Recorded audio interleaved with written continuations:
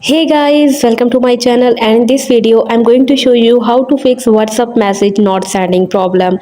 So it's super easy and we will make sure you get it right. You just make sure to watch the complete video carefully to avoid forgetting anything and making mistakes. So let's get started. So guys, if you are having trouble sending messages on the WhatsApp, there are several things you can try to fix the issue.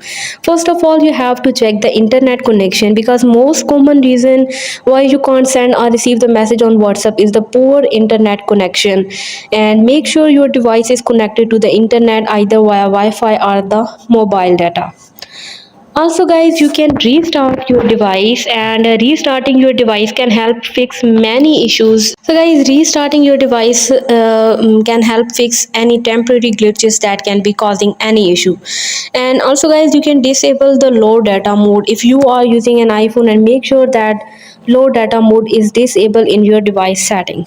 So guys, if you are still facing the problem, you can uninstall the WhatsApp, and if none of the above steps work, you can try uninstalling and reinstalling WhatsApp.